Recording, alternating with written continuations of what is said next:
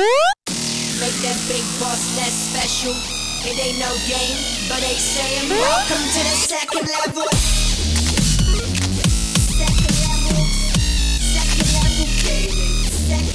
What's up, guys? Welcome back to the official Level 2 Podcast, episode 26. My name's Keegan, hanging out with the other half of Level 2 Gamers here. Tom, how you doing today, Tom? I have mouse ears on. You do. I do, too. Do you want to explain why we have mouse ears on? Because we're not keeping on the whole episode, but we told a buddy of ours that we would wear them. Yeah, so our good friend and animator, Wheezy, he's the guy that made our intro, basically went for a trip to Disney. Him and his whole family. He sent us a slightly, cryptic text message that just said, do you like Iron Man or Captain America? It was Iron Man. For me, it was Spider-Man, Iron Man, or Captain America. And so what you don't know is he actually asked you got first pick. Well, no, he asked me what you would like, too. And what did you say? Because apparently he's scared talking to you. He asked me if you'd prefer Iron Man or Captain America, and I said probably not Captain America because he's not American. And that was the exact answer I gave, and then he asked you, and I think you said the exact same thing. I said the same thing.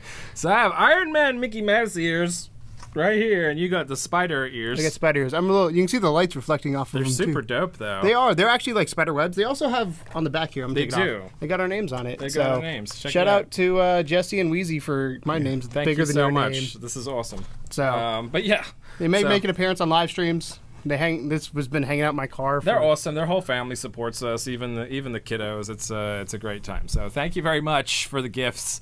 And I guess we should podcast now. Should probably get into it. So for those of you who don't know, this is the official Level 2 Podcast, as I said at the beginning. Each and every week we bring you the news, we bring you a game spotlight, we do a topic of discussion. So without further ado, let's go ahead and roll in to the news. What you got? This one, actually, I think you'll be a little interested in, is BioWare has put Mass Effect on hiatus and turned Andromeda's developer, BioWare Montreal, into a support studio, according to 4 sources close to the company. Last month, the number of BioWare Montreal employees were transferred to studio EA Motive to work on Star Wars Battlefront 2. BioWare Montreal will also continue to patch and support Andromeda's multiplayer. This is reported from Kotaku. Huh. Thoughts? Well, I mean, doesn't surprise me. Games. So, I'll let you do your thought before I do my thought. Thoughts? Let me tell me my thought. Do your thought first. I mean, I don't know. I like that game a lot. I don't understand the hate for it. Like, I get the facial animations are kind of stupid, and I've had this conversation so many times with different people. But I'm one of them. Yeah. But even like long-time BioWare fans and stuff, they're just like, you're kind of just used to that from BioWare, and the gameplay and all those kind of other elements are great in that game. So I'm a little sad. This almost feels like a demotion for those guys, just kind of like, yeah, you kind of fucked up, time to go help someone else, because I still want them to continue the Mass Effect universe and to put more and more effort into it. I mean, if you played the first trilogy, you'll remember there was a giant leap between the first, second, and third games, specifically between the first and the second. And even though it may not have been like super graphical leap, even in terms of just the gameplay mechanics and kind of what they added to it. So I feel like they can easily look at Andromeda as a lesson. It's still a great game. And if you look at the lessons that you learned from it as far as what the fan feedback was, all you have to do is spend a little bit more time or hire some better like mocap, some better facial animators, and really, take the time to do it right. Everything else was fine. The story was great. Like, the length of the game was great. So I would say it does make me a little bit sad. So to look on the other side of things, the cheerful side of things, my guess is part of this is, yes, they are done with the game and they kind of probably want people to learn a little bit more about some game engines and kind of, because let's be honest, the Battlefront game looked fantastic. It didn't play great, but it looked fantastic. They didn't have to do a lot of facial animation for that. No. It's mostly just like Darth environment. Darth Vader. Yeah, exactly. And no like face. Maybe Luke here and there, but it was mostly environment. Like, it was photorealistic environment. Yes. Which, don't get me wrong, that would be dope in Mass Effect 2. But I never thought that Mass Effect had an issue with the environment. It was always just the character models, which just seems like such an easy fix. The other side of this, though, is Mass Effect is out. that means you have less people that need to work on the game because you're just kind of maintaining it. Because I don't know, I'm not a Mass Effect fan, so I can't speak to it, but is there any sort of DLC or anything they've announced coming in the future? I don't know if they've announced anything, but as far as DLC, pretty much every Mass Effect up to this point has had several iterations of DLC. It's really easy because I'm guessing you just don't need as big of a team to work on it at this point, probably too. Not. So that's I'm guessing part of it is that the game's out, they don't need all these people working on this game, they need to move to the next project, which is, in this case, maybe Battlefront 2 is having some issues. Who knows? Like, the way this is phrased is Mass Effect is going on hiatus, was what they said. I wonder if they're making a mountain out of a molehill now that you mention it. I wonder if it's just like they're making it seem as though they're giving the Mass Effect team a kick in the ass, but it's just the fact that either Battlefront 2 needs more support or the fact that, like you said, things have calmed down for that team. Because they just did the big giant patch that fixed a few things. But what usually will happen with BioWare is they kind of interchange between doing a Mass Effect game and doing a Dragon Age game. So my wonder is, well, is there anyone who's going to Dragon Age? You know what I mean? Like, because the last Dragon Age game was really good. I really enjoyed it. Inquisition was a really, really solid game. So hopefully that's still on the cards, and they're not sort of putting that off by sending these people over to the Star Wars. Yeah. On to other news, completely opposite of galaxies far, far away, into the American football. Tom Brady, New England's quarterback, was announced to be on the Madden cover for this year. Do you have any opinions on this? My opinion is that, as far as I understand it, and don't get me wrong, I know fuck all about American football, and yes, I call it American football, deal with it. Isn't there a curse? Yes, there's a Madden curse. So this is a good thing, right? Kind of. Because everyone hates Tom Brady? Yeah, I mean, everybody hates the Patriots because they win and they sometimes cheat. So, because they had that whole deflating the ball thing. They had Deflategate. They also had Spygate. Do you remember Spygate? No. That was the first instance. So what they were doing was, the Jets reported it, but the Spygate was the Patriots were stealing the Jets' signals. New Jersey Jeffs. The New Jersey Jeffs. Could fit right there. But they were stealing the signals, so they knew the play that was coming based on the signals that were being called, and they radio down and figure it out and all that kind of stuff. Yeah, fuck the Patriots. So, sorry. My only... Half of our family is gone. Well, I mean... Don't care. I'd be interested to see. Honestly, I don't like any. I'm a Saints fan. They're not doing anything. They're not doing anything in the near future. I'm also a Phillies fan, if you can't tell by now. At least New Orleans has good music. That's all I'll say about it. Yeah. But so my gripe with this, I think Tom Brady has deserved to be on the cover for a while. You know Tim from work. I do. He's a big Madden. He actually does like he just released a Madden league and all that stuff. Madden wish list for what he wants in Madden 2018. He created one? Yeah, he creates one every year. Man. Like, he's big into Madden. He's on Twitter talking to those guys. He loves football. Love you, Tim. But one of the things we talked about is we both feel that Brady should have been on the cover before now because of what he's done. Yeah, he's been pretty popular for years, right? Yeah, he's been loved and hated the most. And I think that's there's two reasons. One, you hate the guy who's doing really well. You never want to cheer for the team that's doing really well unless it's been your team for years. Like, that's just the case. Everybody loves an underdog story. But I think the other thing, too, is last year the Patriots had Gronkowski, Rod Gronkowski, to be specific, on the cover. Good old Rod Gronkowski was on the cover last year, so I have an issue with it being Patriots back-to-back years. Okay. I think the reason Brady wasn't on the cover last year because he got suspended for the first 4 games of this year because of Deflategate. So I think that's kind of... So maybe he was supposed to be there, and now things have died down a little bit. They think they'll sell more games if they I put think him on their name. I have an issue with it being the same team 2 years in a row, but the Patriots won the Super Bowl. They're the best team in the NFL right now. Like, I have no issue with that. I think he should have been on it sooner. I'm not a Brady fan at all. I hate Tom Brady, but I also am not one of those people who like fuck Tom Brady for everything because it seems a little silly to hate a guy for being successful. Most of the reasons why I don't like him are political and religious. He also has been known a lot of the hate comes from him being tied to cheating. Yeah. So Deflategate, Spygate has been an issue. So that's why the whole Patriots thing it's a bit sketchy. But I also used the example with Tim the other day of I'm a NASCAR fan, as you know, and Chad Knaus, who is the crew chief for Jimmy Johnson. Do you know who Jimmy Johnson is? I know who Jimmy Johns is. No. Guy shoots wild animals and makes sandwiches. Yeah. Jimmy Johnson has won 7 championships. Do you know who Dale Earnhardt is? Do you know that name? Yes. He has as many championships as Dale Earnhardt, who is known as like him and Richard Petty are like the 2 best. There's 2 of them in there. There's a senior and a junior. And junior. Junior's retiring this year. Yeah? Yeah. Is the senior dead? Yeah, he died in a crash in 2001. I know things. But anyways, Jimmy Johnson's crew chief, Chad Knaus, they've won a lot of championships, and a lot of people don't like Chad Knaus because he stretches the rules, and he's one of those people like I didn't break a rule, but then they create a rule because he did something. So a prime example I used is on pit stops. One of the things they used to do is when the pit crew comes around to change the tire. Here's why I watch NASCAR. When you come to change the tire, the pit crew is instructed to kind of kick in the fender a little bit. And that either does one of two things. If you kick it in, it reduces drag. If you pull it out, it increases downforce.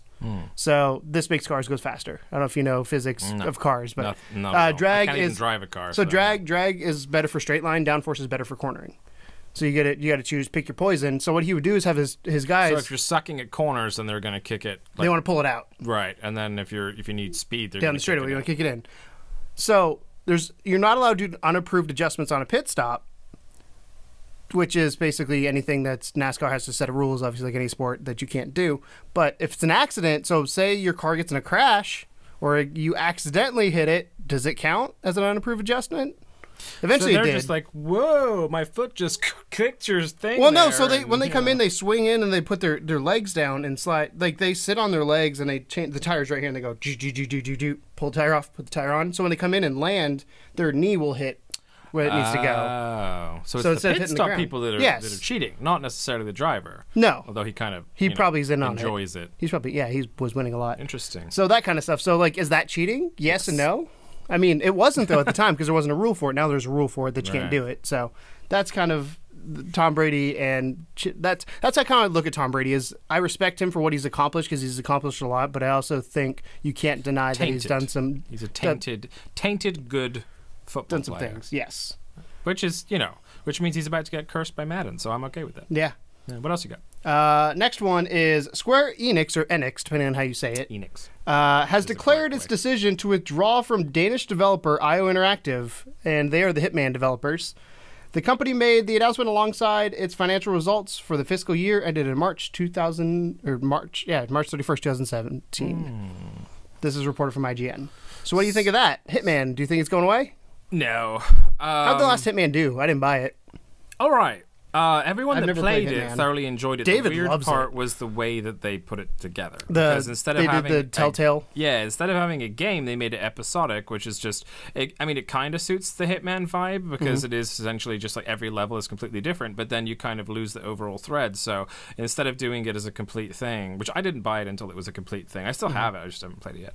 David loves it, I know. Yeah. Dave likes it a lot. Macaroni and Dave loves it, and also Jordan talks about it a lot. Says he really enjoyed it. So it wasn't a bad game. So this wasn't shut down. They didn't It was do just this poorly because it was bad. executed. I would say it's a good game. The episodic thing was stupid. No one wants an episodic Hitman game. They just wanted a Hitman game. So they probably would have done a lot better if they'd have waited until it was complete and just released it as like a solo package. However, as far as Square Enix, I mean, they're just like. I don't think they have enough of a say in the Hitman game to really mess with the future of it. Like, sure, it might be hard for IO to find publishers and things like that, but it's a solid franchise, man. There's been like 2 movies made out of that right now. Well, the question would be who owns the franchise? Is it Square Enix that owns it, or is it? I think IO. I don't know, actually. That I don't know. Because if Square Enix owns it, they'll just get another developer, make a new Hitman game, and be done with it. If it's them saying IO sucks, that's not cool. But they don't suck. Like the last game was received well critically and publicly. So yeah, there has to be a different. There's something else going on. That. Yeah. I mean, Square Enix made. They also had their hand in Nier Automata this year, which did really, really, really well. So I know they're not doing terrible as a company. Usually they're the ones that put out Final Fantasy. You know, so it's like they can't be doing that. They're also bad. working on that Kingdom Hearts game for 10 years. Yeah. So I wonder if they're maybe just pushing Western licenses to the side and focusing more on Japanese licenses Japanese things, since they're a Japanese company. Maybe. Could be. So in next piece of news I have here is your Assassin's Creed news for the week. Because this is a doozy. Every Assassin's Creed game has leaked other than I think 2 before E3. We're at the time of year where Assassin's Creed information just comes to us because E3 is about a month away. So this is exciting, this one. So, you guys are going to love this one. Devs, But before you do anything, see what this is? This is a pinch of salt.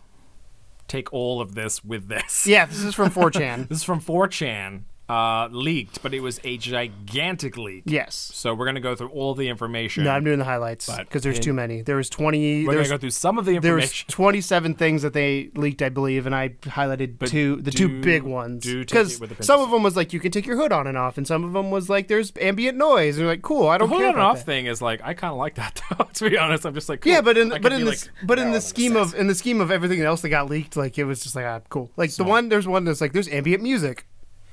Cool. I thought there was beforehand, but apparently there wasn't. Yeah. There was no ambient music in Assassin's Creed. I guess there wasn't. No. Yeah. So there you go. So first one is the devs have focused 100% on story. There is no multiplayer whatsoever. Yeah. However, there will be microtransactions like Battlefield and Rogue One multiplayer. Ugh. Potentially is still on for the future, just not right now. Well, thoughts on that one? Good and bad. So here's the thing. It's nice they're focusing on story. Assassin's Creed multiplayer. I didn't even know it had multiplayer, to be completely honest. Interesting. It was real interesting. Like, so basically what the Assassin's Creed multiplayer was you can imagine there'd be like four to six or whatever players, and they're in like an environment, it's like a marketplace or whatever, and your job was to essentially hide from the other assassins and try and kill the other assassins at the same time. So you're balancing this act of like, when can I jump on a roof and run around versus like, when do I have to like, hover in this crowd of people and become invisible? And each one had their own special little tricks and things like that. So it wasn't a bad idea. Honestly, a lot of people really dug it. A lot of people they really would get me to enjoyed play games because multiplayer, but I had no idea it had multiplayer. Yeah, I didn't like it, but it's a personal preference. Overall, I think it was received relatively well. Not like awesome, but relatively well. So I think there's a lot of people that are going to be upset by that news. Me personally, I could give a shit. I'd rather they focused on the single player because that's where the bulk of Assassin's Creed should be. It's like if Uncharted 4 had come out and said, by the way, we're putting 90% of resources in the multiplayer, it would make no sense. Yeah. And that's it's a solo story. Let's give it the respect it deserves. You took extra time to do it. Let's not faff around with multiplayer. And then what was the second part of that again? Microtransactions? Microtransactions. Yeah, I mean, fuck that. I mean every game in all I feel its like now forms has on everything. Fuck microtransactions. They better, again, we say this all the time, they better be able to be got by playing the game, or they better be cosmetic only. Yeah. If you want to buy a fucking green hoodie, go for it. It's like Elder again. I think Elder Scrolls does it well. Elder Scrolls does have a few exclusive things that are crowns only, but those things are usually cosmetic and not. Elder Scrolls makes me sad because there's so many things I actually want from the Crown store, which I just never get around to just getting. Get ESO Plus, and then it'll just build up, and then eventually you're like, I have like 5,000 crowns to spend. No, because then I'm going to spend like lots of money. But then you have it's $15 a month. Yeah, I love Elder Scrolls Online. It's been my jam. I can't wait for Morrowind. I know. It's so weird how fucking nerdy you've got about that game. I know. Well, you're the one who got me. So I know it's my fault. Back in the day, for those of you who are just joining us to the channel recently, hi, welcome. Hi, my name's Tom. We used to do Let's Plays was all we did when we first started, and this is 2015, so this is 2 years ago, right when that game came out. I think we got it the day. In my day. And I had never played an Elder Scrolls game, had no whatever to play an Elder Scrolls game. Didn't even know what it was, really, right? No, I knew it was fantasy. Yeah. That's about all I knew. You knew it was like fantasy realm, and I made you. Well, I asked you politely to take me to GameStop in the morning to pick it up because I was super fucking pumped about it. And you don't have a car. And I don't have a car. So you were gracious enough, thank you, to take me there. And you were like, what the fuck is this game? Yeah. And then we played it. And you started getting a little bit like, okay. Which is funny, if you watch the video, I watched the video recently of like the intro of like me being like, what the hell's going on? Go to the glowy stick, by the way. Look it up. Episode 1, glowy stick. It's a thing that happened.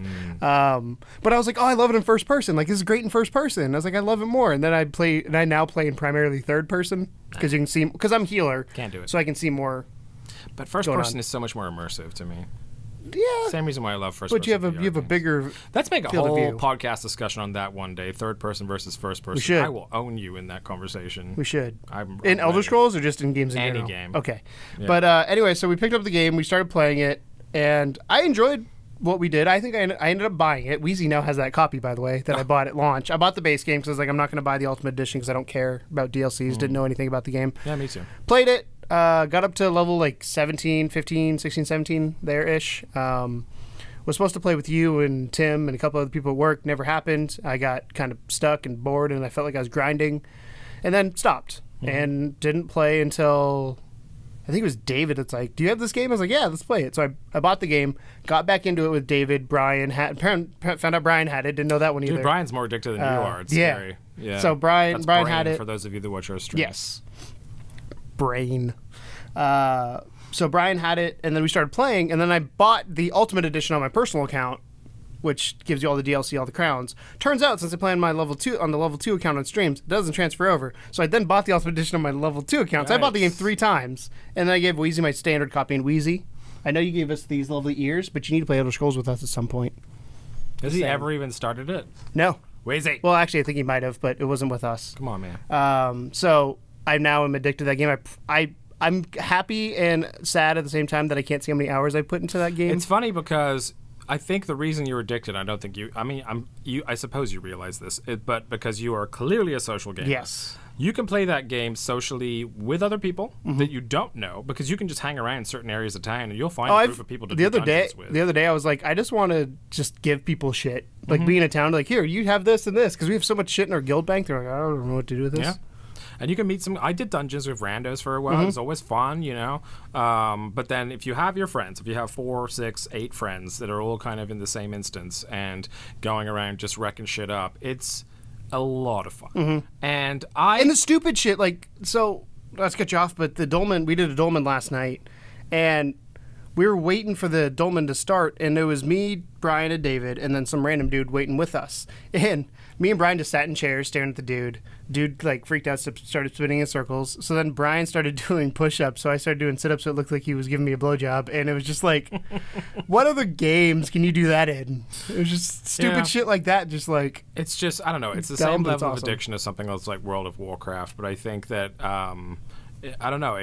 Because of the ESO lore, because of all that stuff, or the ES lore, and all that kind of stuff, it just appeals to it. But I personally bought that game to play it solo. I had no intention of playing with people online at all. In fact, I did so much research before buying that game as to like, can I play this normally as an Elder Scrolls game without having to deal with online? And everyone was like, yeah, you totally can. And I did. I played it, like, that's why when we first started playing, I was so high level, because I just played it through, like, all the things now. Can I tell you what level I just hit? I'm sure you're way over me now. 217, I think.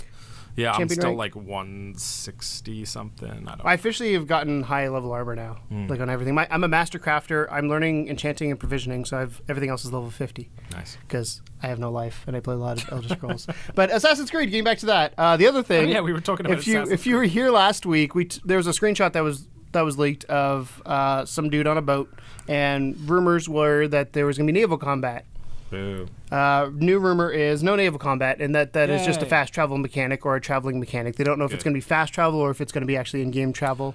I didn't hate the boats. I'm going to say this. I didn't hate the boats, but I definitely didn't like them as much as some other people did. Because I know that a lot of my friends at work and stuff like really love the naval combat aspect of Black Flag. And I think it was an interesting mechanic, but it just really...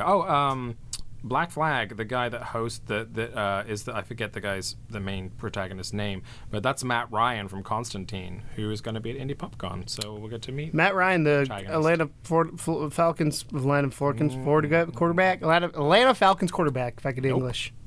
Constantine. But yeah, he was the guy. I was like, I forget the dude's name. But anyway, it was an interesting mechanic, but it bored me to tears, and it was frustrating. So I'm happy to say that I'm not bringing that stuff back. Let's just focus on being super badass, please. Like, that's all anyone wants to be in Assassin's Creed. They just want to feel like they could, like they want to feel people? Like they could look at any field of people and find the perfect way to fuck somebody up in the most stylish possible way. That's all anyone wants from an Assassin's Creed, in my opinion. Yes. Which is right. Tom is right. You heard it here first. Also, I do genuinely like the idea of take your hood up and down. Like, no joke. Like, that's a cool little thing. That's a tweak that is kind of needed, because maybe if you put it up, like you're more stealthy, like shadowy and stealthy. Yeah, that's an interesting mechanic. I like that. So the last piece of news here we got is on the heels of recent PS4 remaster, Parappa the Rapper. Yay! The creators of Parappa the Rapper and Gitaru Man have teamed up to make a new rhythm game called Project Rap Rabbit, according to GameSpot. You a rhythm game fan? I feel like you don't have much rhythm. I have enough. I used to rap, so there's that. Did you parappa the rap? I did parappa the rap. I wasn't great at it, I'll be honest. I had the original game on the PS1. I've never played it. I have the demo of it, and I have yet to launch it. It's not bad. It's just stupid. Like, it's just like, because That's what the video shit games that you're used to be. doing is just ridiculous. Like learning to drive or like cooking or whatever, and it's just like, it's just so silly. Like anyone that's played it just only remembers like the Onion Guy level where it's just like kick, punch, kick, punch, kick, block, kick, block, kick. It's so repetitive, so annoying, but so endearing. And So would you be interested in a Project Rap Rabbit? The trailer for it. Hold on. don't show the trailer. They can't watch the trailer. No. But we look up the trailer for it, for those of you who haven't yet. Basically, all that I've seen that's been leaked is or all that's been shown is it's just a screenshot of like a townish thing and a giant rabbit over here and a giant like monster looking thing over here, and there's some things that walk in and walk out of. I don't know what's going on. But I'm not mad about thing. it. I'll say that. I'm not mad about it. I'm not a big rhythm game fan, except I do like the occasional bit of Guitar Hero and Rock Band and things like that. But as far as these types of sorry, it's a giant frog. stuff, I'm sorry, giant frog. okay. So here's the image. We can probably show. Well, at least it looks kind of anime-ish. So yeah, it looks like it's from Parappa the Rapper creators. it definitely does. So. Yeah, that's a sage toad right there. Yeah. And yeah, so I'm not mad about it. To expose foes, y'all. Expose foes, y'all. The pose to expose foes, y'all. That's a line. See, in it doesn't look. screenshot. It looks like a really decent remake of. It was a Parappa the hardcore Rapper. edition of it. I'm alright with it. It's a Kickstarter, by the way, for those of you. I don't know if I said that, but it's a Kickstarter campaign. I don't know if it's over. No, 34 days to go. It has 80,000 pledged of it. 855,000. Why in the fucking world would you need close to $900,000 to make this game? That's 900,000 pounds. Pound. That's even more more. in dollars. Yes. Like, why on earth would you need that much to make this rhythm action game? I don't know, but it's on PS4 and Steam apparently. No, it's not, because no one's going to fund it. But yeah, there you go. That's a thing. Project Rabbit. Project Rap Rabbit. Rap Rabbit. Look it on up. Kickstarter. You can look it up. There's a trailer on there. That's ridiculous. That is a lot of money. But still. I mean, Ukulele raised $2 million, but I think their goal was something But like Ukulele is something that 500,000. no one has seen in a really long time. And agreed, that kind of is in the same field. But the classification of a game like Banjo versus a game like Parappa the Rapper, like Yeah. I would pay. So what you're $800,000 saying is you're more likely to see Banjo-Kazooie on a top games of all time list than you are Parappa the Rapper. I think you might be right with that statement. Yeah. Okay, just want to make sure we're on the same page. with Yeah, and don't let me downplay Parappa's role in history. No. I mean, but at the same time, like, fuck no. That's a lot of money. Yeah. So that's our news. That's upset me now. I was all for it until I saw that price, and I'm just like, no, come on, man. So that's our news for this week. Little roundup of Bass Effect, BioWare Mass Effect Let's story. make a fishing Mass Effect game now. Bass Effect. Mass Effect. Fishing in space. I'm trying to think of like how you can rope Andromeda into that. And Anglometer. oh yeah, that's not bad. Angler something. Angleromeda. I don't know. Something. Figure. You guys tell us. How would you put Mass Effect Angleromeda. How would you do that? I'm just staring like a fool. Tom Brady is on the cover of Madden. Yay. Square Enix Cursed. has separated itself from Hitman Dev. Boo. Assassin's Creed doing a bunch of stuff, or Yay. potentially doing a bunch of stuff. And Rabbits. the project Rap Rabbit for 900,000 pounds. Well, 855,000 pounds, but 900,000 pounds if you're running up. Yeah.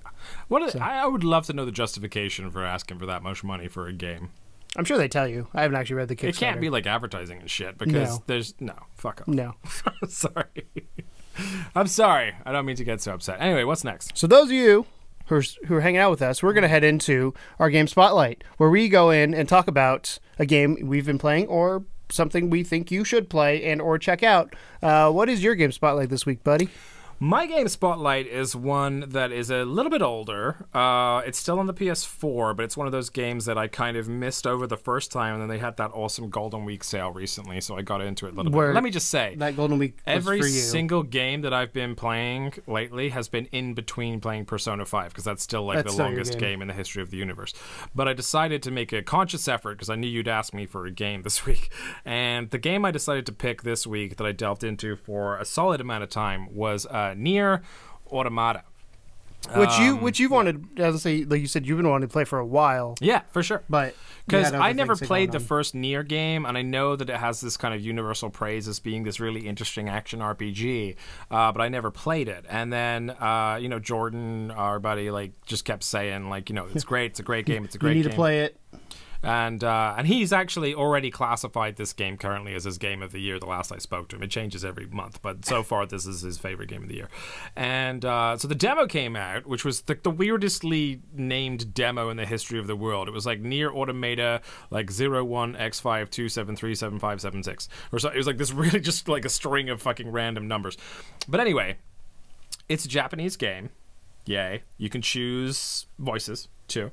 You can have Japanese voice with subtitles, or English voice with English subtitles, or Japanese subtitles if you really wanted to. Fuck knows why. Maybe you learn Japanese. Right. But the basic plot of the game, if you're unfamiliar with the world of Nier, it's not something that if you haven't played the first one you wouldn't understand. Like they plan it out pretty well. But essentially, it's these kind of robots have invaded Earth and kicked all the Earth people off of Earth, and now the Earthlings, or humans, are on the moon. And from the moon, they were like, we want our Earth back. So they decided to send a bunch of androids that they created down to Earth to clear off the robots so that they could come back and live on Earth again. That's the long and short of it. But the way the game plays is really fascinating, because they go through so many stylistic changes as you're playing. For one thing, it is not autosave.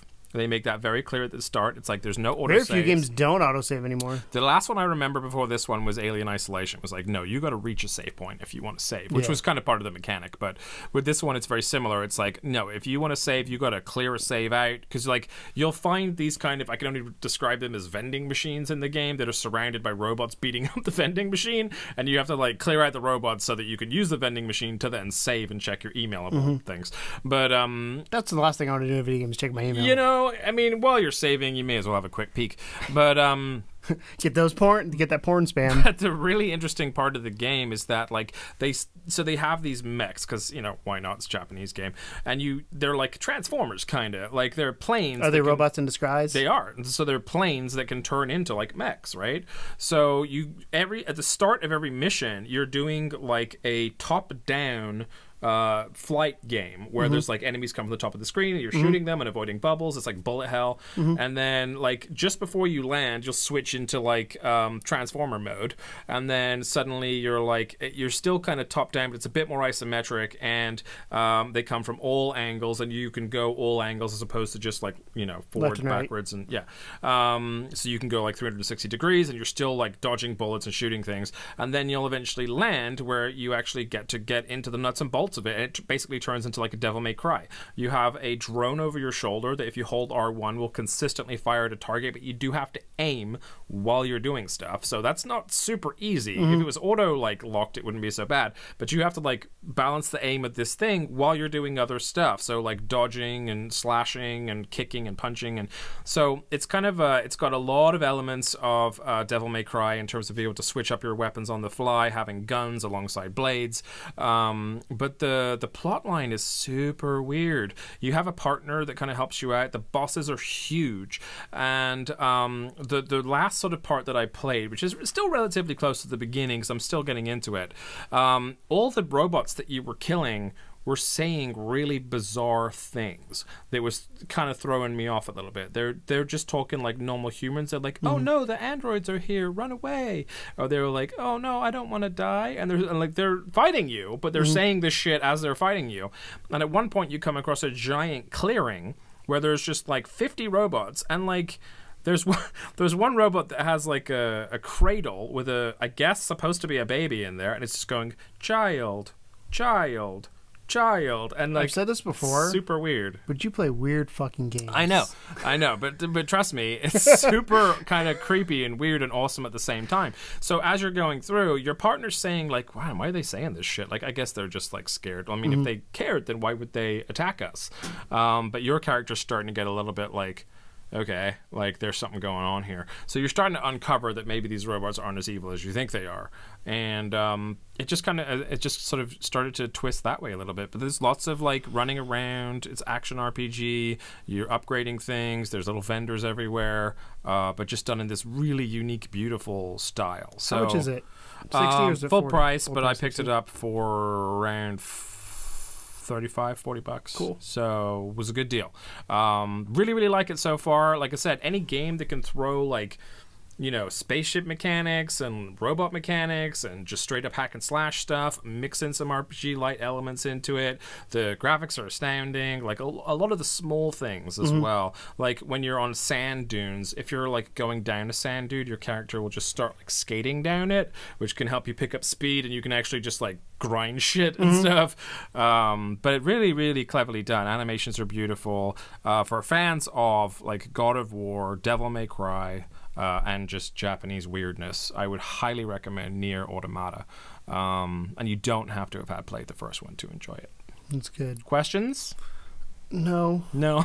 No. I just, I'll show you one day, and you'll be like, you know what, this isn't bad. This is bad. It's fine. I know it's not bad. There's no appeal for me personally, as you know. The type You of don't game really I do am. hack and slash. I don't hack and slash. Yeah. I don't weird Japanese. Like I don't weird Japanese. I don't weird Japanese. Sorry, far too distinguished. I did watch Death Note, so that's about as weird Well, Japanese you're as getting I've closer gotten. to weird Japanese. Yeah. So It's more along the lines of something like Death Note than something like Unchambara or any of those other like really weird Japanese that means plays. nothing to me. Well, you know, like some of the Japanese games we play are just like obviously far out there. Yeah. It's more toned in. It's like more of a like relatively normal story. Like there's human elements to it. It's not just like, oh, senpai, everything is crazy. You know, it's like it's not like that. It's like an actual like full on like android story, like Battle Angel Alita, if you're a manga fan, or anything like that. Anyway, what's your game? So complete opposite end of the spectrum here. It actually came out yesterday, and I was lucky enough to get an early copy from the developer. Ooh, look at you. Which their name is called Swing Swing Submarine. Talking about weird shit. No joke. Favorite when I looked it up. That's what I was looking up right there at the beginning. There, I was like, I can't remember. I knew it was something stupid like that, but I was like, what is it? It's not stupid. It's not stupid, but it's like I couldn't remember what it was because I knew. Yes. So it's called Seasons After Fall, and again, disclosure, got it early. I've been playing it for a little while, and it's a very beautiful 2D platforming game that started out. I think I sent you the text message. I sent you a text message right after I started playing it, saying this is completely different than what I thought it was going to be in a great way. So when I picked it up, the reason I wanted, because I reached out to the developer and said, hey, can we get a copy? The reason I wanted it was the art style was magnificent. It's a 2D platforming game. Like, I love that kind of stuff. Didn't realize there's a whole bunch of puzzles involved in it. Like, I didn't think of the puzzle aspect, because usually when they say 2D puzzle platformer, like, puzzling is jumping up and finding where to go, right? Which is kind of what this is. But the really cool mechanic, there's one thing I don't. I'll bring it up. So what you are in the very, because at the very beginning, it's the very first thing that happens. This is dangerous because most of the time when Keegan pauses and decides if he has to say something, it's not good afterwards. So well, no, it's one of those things where like it's right at the beginning of the game. So if you're gonna play it, you're gonna find out pretty quickly. So what I thought from the trailer is you're this little fox guy going around, jumping around, doing 2D platforming stuff. Like, cool. You go to different biomes, all that kind of stuff. Well, you start the game underwater as a little ball of light. A light, or is it like a indignant of like an amoeba? It's a spirit. Oh, it's a spirit. It's a spirit. Okay. So it's a little ball of light. Literally, it's just a ball of light, and I was like, what is going on? I thought it was going to be like evolution. And... No, it's a little ball of light. And I guess it's just to teach you the controls, but you work your way up to the surface, and you get spoken to from this weird, like, little girl that's kind of like a god, but I don't know who she is yet because I've yet to meet her. Okay. She talks about... So the premise of the game is there's 4 gods in the world that you're going to go find and do different things. I don't want to spoil much more than that because the more I get into that, the more it's going to do it. But they're gods of different seasons. So I'm guessing you start in fall. It looked like spring to me, but I guess it's fall because it's seasons after fall. That would make sense. Because the first season I got was winter. Oh, so it does actually play out seasonally. Like how much do they change the landscape per season? So I'll tell you. I'll get back to that. Okay. So you start out as this little orb goes up, and you inhabit the spirit, or you inhabit this fox, and that's then your body that you're doing for transportation. But it isn't you, if that makes sense. You're just controlling it. So you go around, you jump and find this. You get to the first spirit, which this is about as far as I could say, but. Well, I guess it's out now, so I could say more. But the first spirit is a giant bear, the spirit of winter. And you go get an orb from him, bring it back, put it into this. And there's 4 kind of pedestals that you're trying to bring back to life to get to the boss. And I've not made it that far, so I don't know what that final thing is. Okay. I'm hoping to get there here shortly. I probably played it for about 2.5 hours. So... But you get the spirit. Would you say roughly a 6 to 8 hour game total, probably based off what you've done so far? Probably. Okay. I'd take a guess there. But at first I was like, this is like, I was intrigued at first because of the spirit, because it was like, oh my god, what is this? And then you become the fox. You're like, this is fun. Like I'm jumping around, like figuring out where I need to go. It's like head east, which is the right side of the screen. So just move as far right as you can, and then when you get to the end, like I can't go any further. So your brain's like, what do I do now? Because there's multiple paths you can go. It reminded me a lot of Donkey Kong Country, where it's like you could either take the upper route or you could take the lower route, or you could mix in between. So then I got to the Winter Spirit, and I get the Winter Spirit ability. So as I was going along to the Winter Spirit, there are certain areas that I wasn't able to access, which made sense once I got the Winter Spirit. And certain things I would interact based on, because I can bark as the fox, which a fox bark is very cute, by the way. Do foxes bark? Do farts boxes? Farts boxes? Oh. It was like I was trying to say something. It's like a whine. I could see not that. It's not like a roof. A little bit more high pitched. Yeah. So that's the mechanic to kind of change the season. So you can bark to make things do things in the level. I know that sounds very generic, but based on what it is. Growl in the Lion King game. Yeah. So you can. So if you bark on a flower, it potentially will open up, so you can bounce on it. And I felt like Sonic for a second, because I was going doing, doing, doing up this cliff, and I was like, what is happening? Because you don't control it; just goes at that point. And then if you double tap the bark button once you get another season, it'll switch to that season.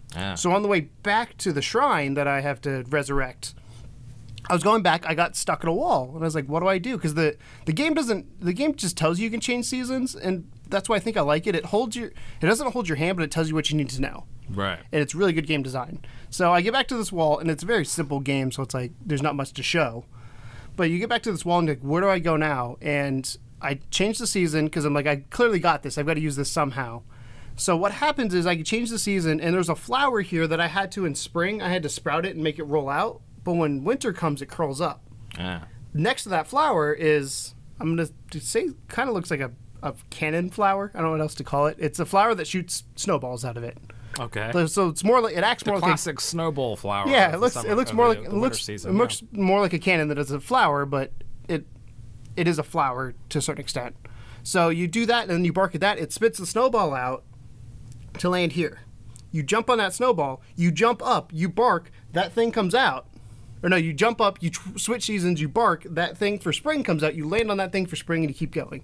Like that's the moment where I thought where the game was like, this is done right. And I'm hoping the rest of the game, everything I've played so far, puzzle mechanic wise, has been like that. I'm hoping that the rest of the game. So that's not necessarily an easy thing to figure out, I would say, but I mean, you could see based on what happens though. So the way I figured that out is first common sense. Well, yeah. So first I was standing there and I barked and the thing rolled out, so I already knew that happened. I was like, cool. So I switched to winter. I barked. The snowball fell. So I'm like, okay, these two things happen, right? But they don't happen in the same season, because when I go to winter, the thing curls up, or if I go to spring, the snowball melts. Or fall. I guess it's fall. I keep saying spring because it felt like spring, but I'm assuming it's fall because it's seasons after fall. So the one affects the other, and I can't wait till I have all 4 seasons and see what happens with all of those. Like, how is spring different than fall? And it almost sounds it's really, really clever. To, what was that game we played with the colors? Hue? Yeah. Which is, as you know, I love those. Those are the types of games I love, and I love puzzle platformers. And with this game, it's $20 on PlayStation, Xbox One, and PC. And I was, again, the art style was what kind of drew me in. It's a really cool, like, hand-drawn art style.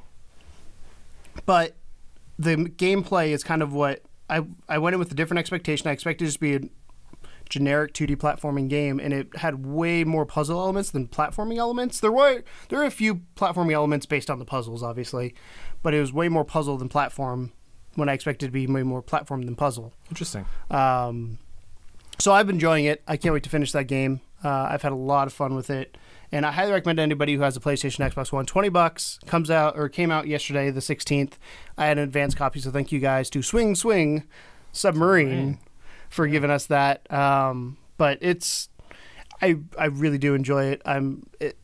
As you know, I love my short indie games because I'm playing games like Elder Scrolls that when I'm playing a big game, that's going to be the big game I play. Then I have these little small games I play in between. Experiences. I'm still playing Hue.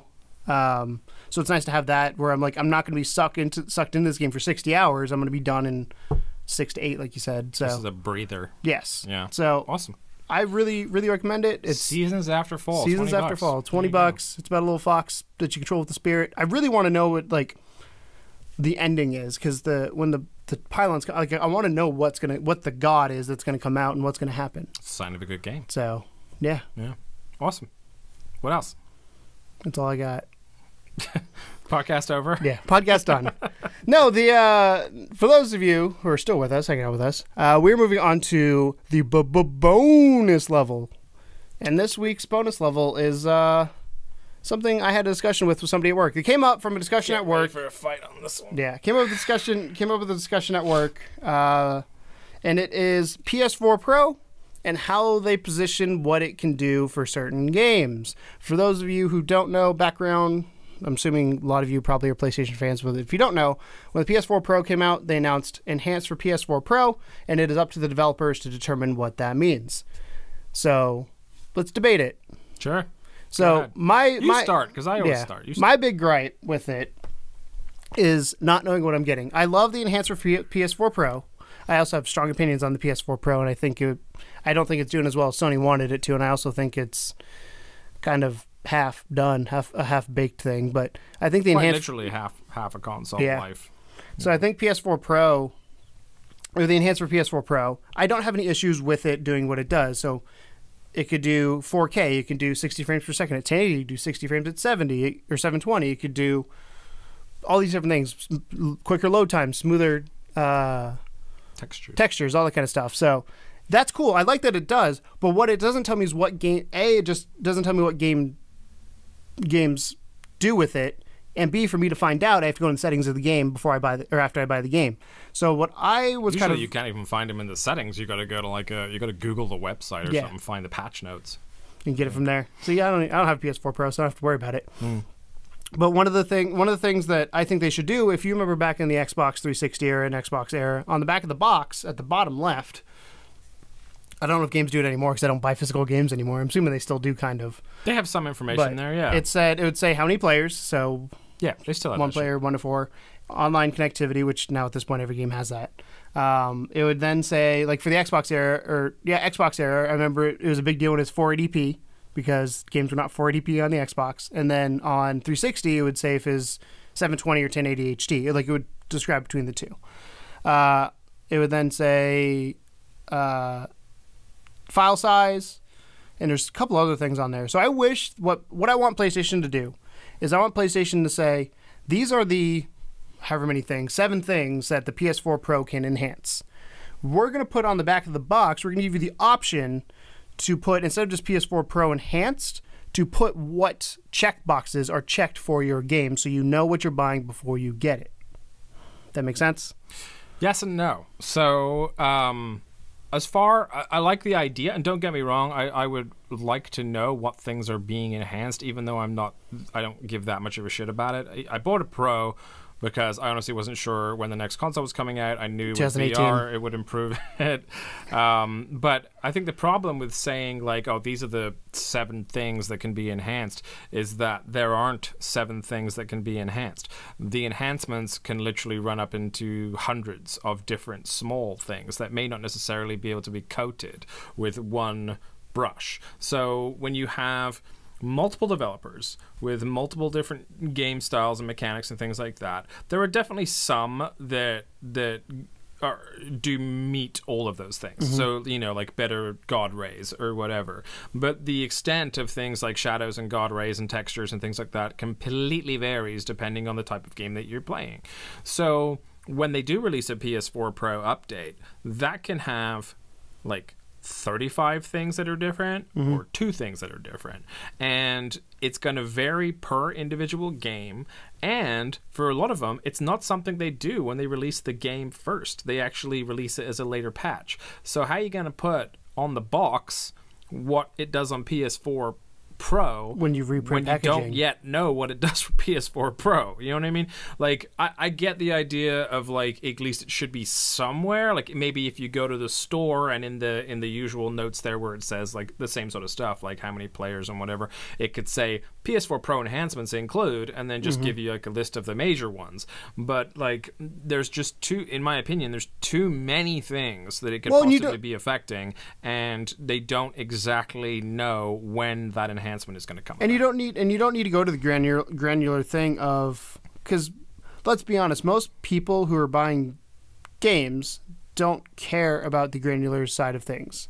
I think more people who buy PS4 Pro care a little bit more than the average consumer that's buying a PlayStation 4. True, but those are the people that are going to be looking for it. But I think you should have, like you said, the major ones should be on the box, and then anything else, if you're really interested to say, like, this has better water textures. Even like, just that like should be in a just patch like note. a link. Like if you go to this page, then you'll be able to view the full lineup. You know how, like, so a good example is a company we're both familiar with, Apple. They, at their keynote speeches, they always say, whenever they release a software update, here are 10 major things we did. And then here's a everything flash of like 200 other things that we did as well. So even if there was something like that, but then they don't make keynote, you know, releases for every game that ever comes out. But they do press releases. They do. But again, like if you're talking about 200 different tweaks and enhancements, then that's kind of a lot to put. But that's what patch notes. That's what patch notes are. I mean, that's if you know what's in the patch notes, then you can put that out in a logical way to the mass public or the mass media and kind of say, here's the 4 big things we worked on, and here's the hundreds of other things we worked on. It would be nice for the developers to be, like, if you could sign up for that, I would think. Like, if there's, like, if PlayStation did a service where they're like, if you want to know but why is it what's PlayStation? in every patch. Well, because that's the main, they can't put it on every single developer. Like they're doing that now. Because then you'd have to sign up for every fucking developer as opposed to one person that just releases the patches to everyone. That is literally what they're doing with the PS4 Pro enhancements, is they're saying, developers, sign up and do this. Yeah. It is up to you. But what I'm saying is, as far as releasing it to the public. So then the onus doesn't fall on Sony, because the Sony is like saying, hey, it's up to developers. Well, developers, if they say it's up to Sony to tell you, then you're getting 2 messages going on there. Probably, but at the same time, like, you know, I don't want to have to sign up for every single game developer out there in order to find out what patch is for each thing. And I guess you could just pick the ones that you really like and you really want to know about. Like if it's Resident Evil, you could sign up for that or whatever. But like there needs to be a more coherent way of saying here are all the enhancements. I agree. I do agree with that, hands down. The difficult part is how do you decide what's important and what's not? How much do you go into it, and how do you really know if it doesn't come at launch? Because I can't think of how, I mean, I guess nowadays it's becoming more common because, you know, the PS Pro's been out for a little bit of time, so it's starting to get so they're already ready to be enhanced from the get-go. But for a lot of developers, it's not first thing on their mind. Their mind is finish the game, and then it comes down the line later. Like, even with stuff that did get released recently, like Corix and things like that for PSVR, that stuff didn't get patched for the Pro until way later. And the Pro was out when that game came out. So the question is, you know, how do you balance timing correctly as far as like when to release that information? Well, that's so part of this too from the Microsoft perspective is Scorpio's coming. They're gonna have the same problem, and I'm interested to see how they handle it, because Microsoft has said every single game that runs on Scorpio has to run on Xbox One, the original Xbox, the launch Xbox One. Well, that's what PlayStation said too. Yes. So I wonder how they're going to handle it, because again, Microsoft, to me, when it comes to this kind of stuff, is usually a little bit more on the ball with talking about tech specs, because they are the fucking biggest software company in the world. Not really. They're a big software company, one of the biggest software companies. I mean, world. I think they probably are the biggest. Yeah. I don't want to say that for sure, because I don't know for sure whether that's true or not. But they are a large company. They're up there, and they have a lot of resources, and they've been doing this a while when it comes to PC packaging. When it comes to software packaging, here's your features, here's what's included. So I feel like they'll come up with a clever way, and even if it's on PlayStation Store or if it's when you log into the game, like patch notes, like when you log in the game. But the problem you have with that is I've already bought the game. What my argument is, how do I get that information before I buy the game to make sure I want to buy that game with the PS4 Pro enhancements? But I guess it kind of doesn't matter because you're going to buy that game anyway if you want the game. Yeah, I think, like I said, I don't think necessarily that the PS4 Pro enhancements are going to convince anyone to buy a game over not buying it. They're just kind of nice. But I think you're right with the patch notes in terms of, so here's something that Resident Evil does particularly well is whenever they release a patch, right when you log into the game, it's like, here's everything that changed. That's what Division did too. Yeah, and it's kind of like, okay, that's cool because now I can look over and see like all the tweaks and stuff that were made.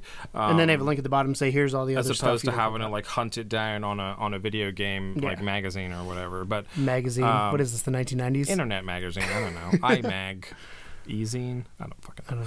And but I think that I think the people that are buying the games right now for the Pro are happy to an extent. There probably is one or two things they really do want to know, like whether it supports HDR and 4K and that kind of stuff. And frame rate. But there's also a lot of stuff that they don't give a shit about. So maybe you're right. Maybe there needs to be like just a universal like checkbox for like, let's say the 5 main things, and everything else could be put into a patch note app. Tom said I was right, by the way, just so y'all know he heard it. Don't get used to it. He said I was right. No, so yeah. Here let me toss you this. Here's the thing. Toss away, sir. I'm going to toss you this. There's so many things we say during these podcasts that if you were to clip out like a 10-second section, I'd be in jail. Yeah. So Scorpio, let's pretend it's out this fall. PS4 Pro is out this fall. Let's pretend Star Wars Battlefront is supported on both Scorpio and PS4 Pro, and pretend you own both consoles. Say Scorpio comes out, and I'm gonna use them because we know what PlayStation's thing is right now. We don't know what Microsoft is. Scorpio comes out. Still, by the way. Still, by the way.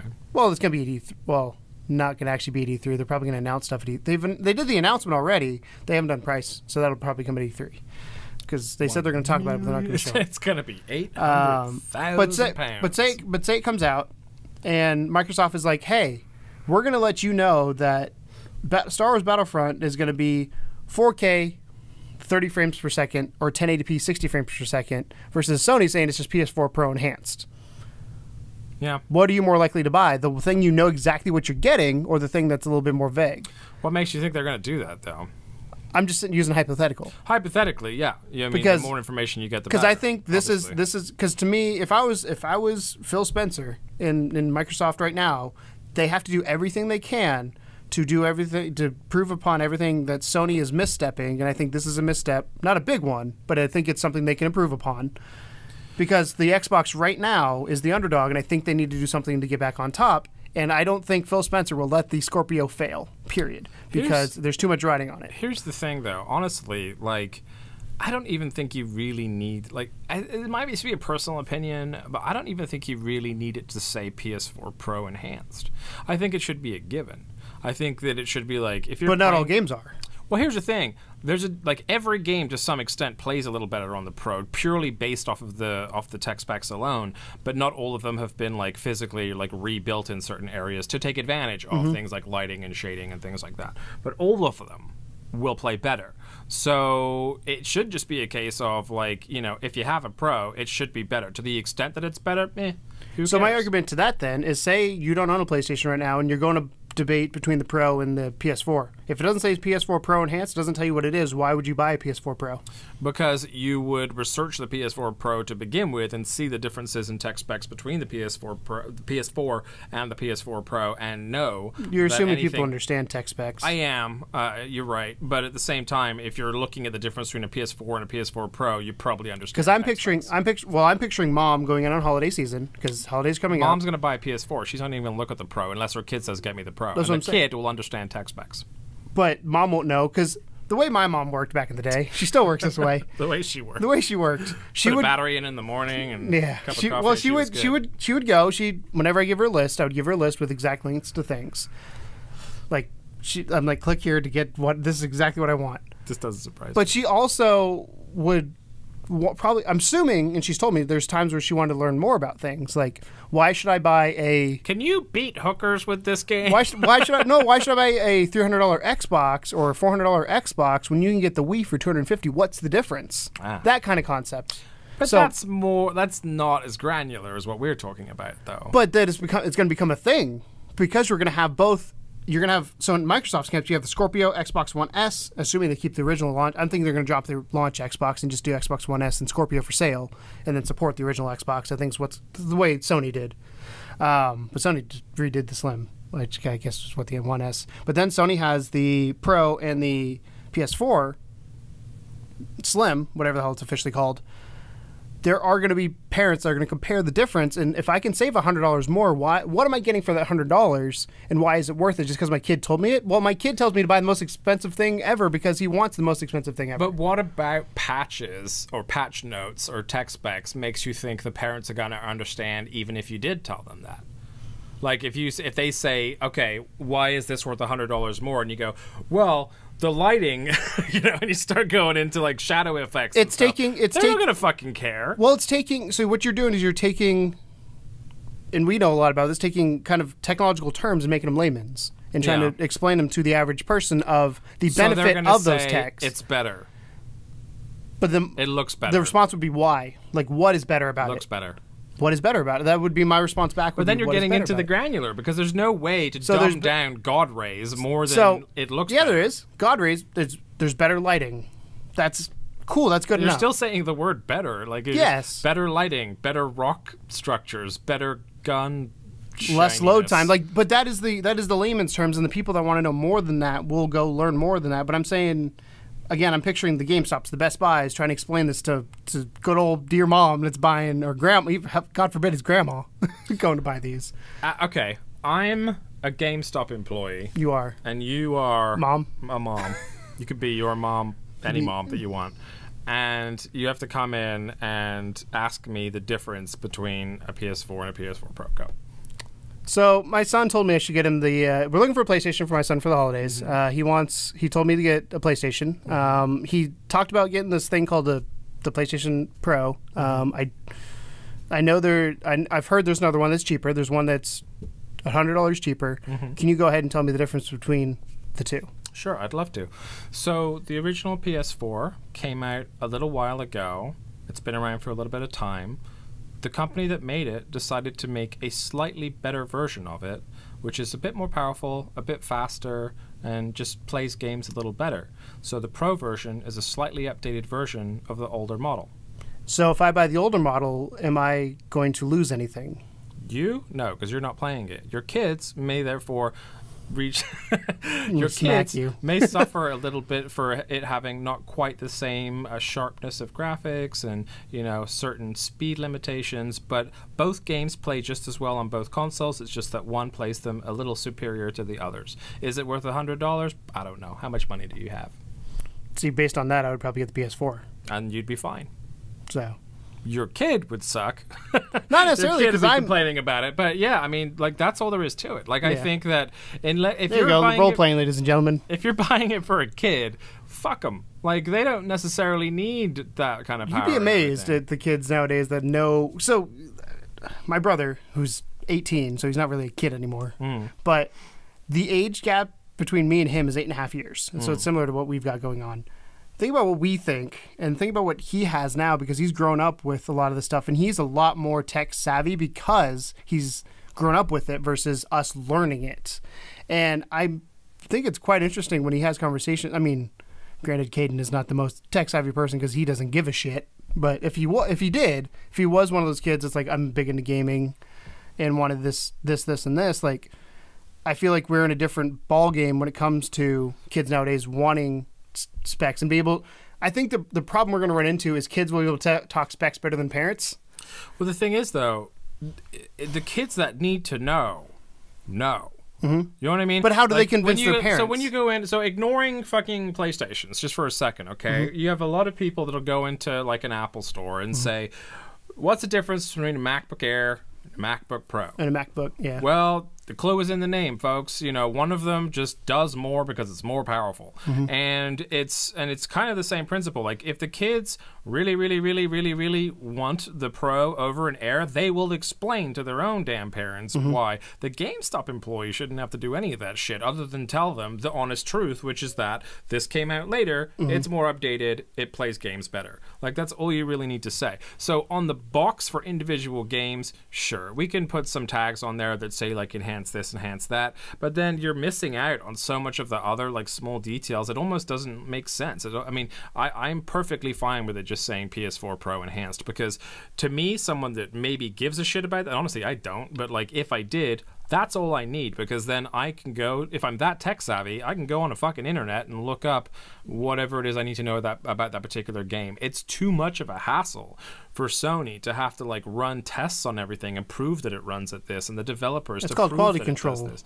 Well, they already have a decent level of quality control. I mean, most developers do, but you know, it's like I just think it's sort of almost like an unnecessary thing to put on a box. So yeah, also versus digital as well. I mean, a lot of people don't get the boxes, so. But then it'll have it in the description. I mean, because all the stuff that's in the box should be in that description as well. Yeah. That's how it should work. I still firmly believe that there should be some sort of identifier of what that PS4 Pro enhanced or Scorpio enhanced does. Because why did I buy this $100, $200, $300, however much the Scorpio more money thing than what I bought before? What am I getting for that? And as a consumer, I want to know where my money's going before I spend it. And I think that's if you spend it from that angle, that's a better argument. I think that's my biggest issue is I don't know what I'm getting when I buy these games. So why did I just spend the extra $100 for a Pro, or why did I spend the extra $100 to $300 for a Scorpio? Especially if Scorpio's. I just kind of blanket it, honestly. And again, I think it's a personal preference thing, because there are people like yourself that are going to want to know what the individual game differences are per each game, and there are people like me that just don't care. They just got it because it was the latest and greatest thing from Sony, and you know, and that's literally it. Like, half the time I haven't noticed a difference, to be honest with you. And I don't have a 4K TV or anything, and I'm sure if I end up getting a 4K, then I will notice a difference, or an HDR or whatever. But at the same time, like, there's certain people that care, certain people that don't, and I think you're only catering to a minute amount of people that actually care with that information. Not to say you shouldn't do it, but I think it's not necessarily like. It shouldn't be a pressing issue at this point. There's so many other things to worry about for Sony, trying to just help that fucking thing succeed, as opposed to, like, having to individually break down everything about what it does. But again, maybe that would help it succeed. So I don't know. I'm arguing with myself at this point. I see that. So I think fair points made by both. So we put it to you, dear viewer. Do you think that the PS4 Pro enhanced label is enough on the back? Do you think it should be more specific? Yeah, on the back of a box, or do you think it should be more specific? And if you do, how specific? And what would you like to see? Yeah, if there was like 5 labels you could choose to have on the back as check marks for whether it does or does not have those things, what would they be? And do you care? I think it's almost a interesting question to end on. So, yeah, PS4 Pro enabled. What does it mean? What does it do? Who gives a fuck? Somebody does. Somebody does. This is the Level 2 Podcast. Thank you guys for hanging out with us. You can support us on Patreon at patreon.com/Level2GamersSTL. Just $1 a month, and you can feed a sick Keegan. Maybe. You can also support us over at Twitter, if you want to follow us on there, at Level 2 Gamers STL. There you go. I remembered it. That's why I wanted to show off for a second, because I usually forget what it is. On Facebook at facebook.com/Level2GamersSTL. Oh, there you go. Instagram.com/Level2GamersSTL. And everything everywhere else at Level 2 Gamers STL. Just Google Level 2 Gamers STL and go through the first page. We'll be there in some shape or form. But yeah, so I mean, let's end it how we started it, man. Let's put these back on here for a second. But thank you guys so much for watching. We are your weekly podcast for news, game spotlights. I couldn't think of what that second section was. For things and a topic. We do topic every week. I think my hat back. No, my hat's I thought it was backwards. They're fine. The eyes are at the front. You're good. Okay, cool. It matches your hat. We mentioned this we mentioned this before we started recording. So, yeah, thanks a lot for listening. If you're on podcast format, thanks a lot for watching. If you're watching at home, we have some news that we're going to drop on you some point here in the future that we're not going to talk about right now, but it's exciting. But for now, we're going to keep you a little bit in the dark. So until tomorrow, when you get to watch a little bit of some level 2 roleplay, we'll see you later. We're going to explode some bombs tomorrow. Yeah, thanks a lot for watching, and as always, welcome to the second level. bye. Bye. It ain't no game, but they saying welcome to the second level.